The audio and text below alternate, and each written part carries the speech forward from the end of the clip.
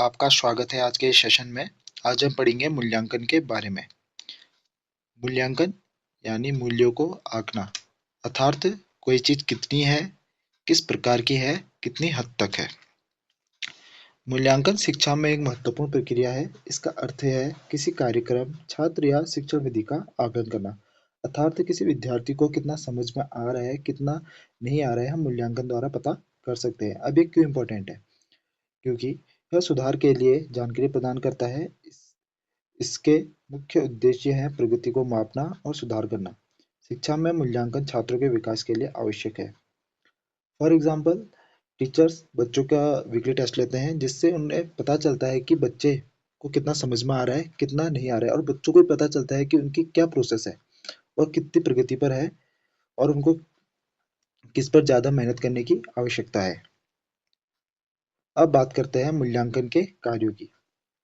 सबसे पहला कार्य है सुधार के लिए जानकारी देना।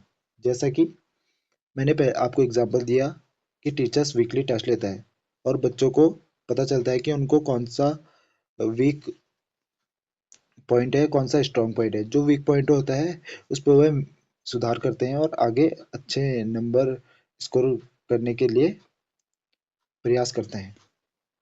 अब दूसरा है छात्रों की प्रगति का आकलन। इससे पता चलता है कि हमें छात्रों को कितना आ रहा है, वो कितना नहीं आ रहा है, वो कितनी प्रोसेस कर पा रहे हैं। और तीसरा है शिक्षण विधियों का मूल्यांकन।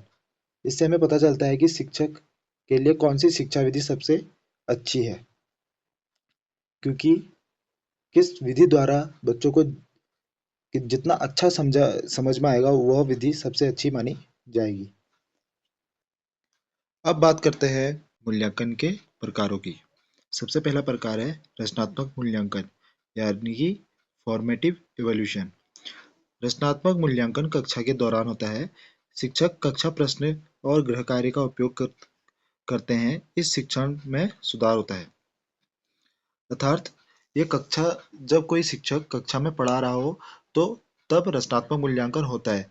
जैसे उसने किसी बच्चे को उठा लिया, उससे क्वेश्चनिंग करी, उसे गृह कार्य दिया या उसे कोई लिखित कार्य दिया, तो ये क्या कहलाएगा? रचनात्मक मूल्यांकन कहलाएगा।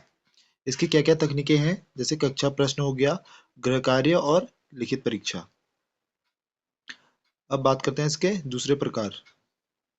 वो है योगात्मक मूल्यांकन, यानी कि सम्मेटिव इवैल्यूएशन। जैसे नाम से पता चल रहा है, योग जो कि लास्ट में होता है, जैसे कि अर्धवार्षिक परीक्षा है, वार्षिक परीक्षा है, ये सभी परीक्षाएं क्या कहलाएंगी? योगात्मक मूल्यांकन। अंतिम परीक्षा परिणाम छात्रों के प्रदर्शन का निर्धारण करते हैं।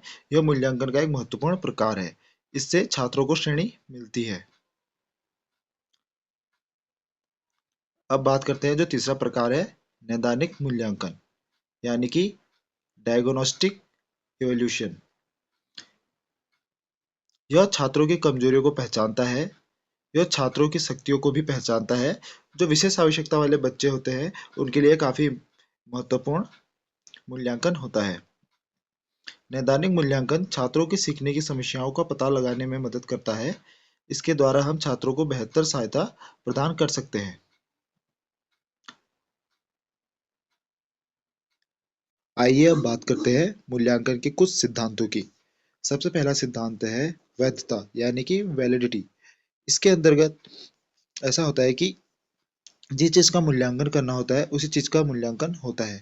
फॉर एग्जाम्पल, हमें बच्चे की राइटिंग देखनी है, तो जो हमारे क्वेश्चन होंगे वो या तो हम उनसे कहेंगे निबंध लिखो, श्रुतलेख लिखो, या किसी भी प्रकार लेखन संबंधी हमारे क्या होंगे, क्वेश्चंस होंगे।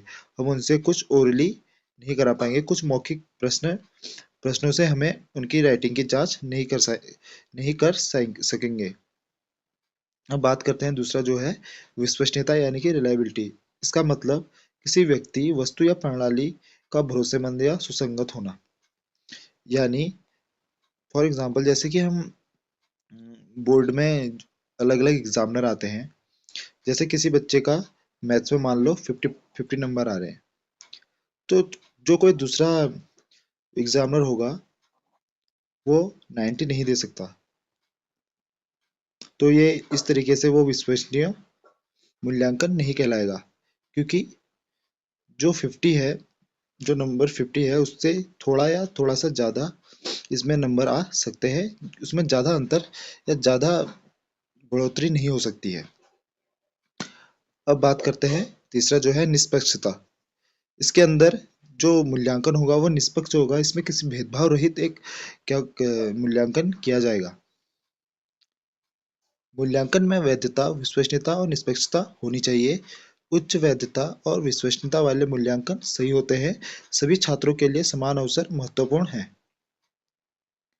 अब बात करते हैं निष्कर्ष की। मूल्यांकन शिक्षा की प्रक्रिया की एक महत्वपूर्ण हिस्सा है। विभिन्न प्रकार के मूल्यांकन का उपयोग करके हम छात्र और कार्यक्रमों में सुधार कर सकते हैं। मूल्यांकन से शिक्षा को बेहतर दिशा मिलती है। इसी के साथ ये टॉपिक यहाँ पे खत्म होता है। धन्यवाद।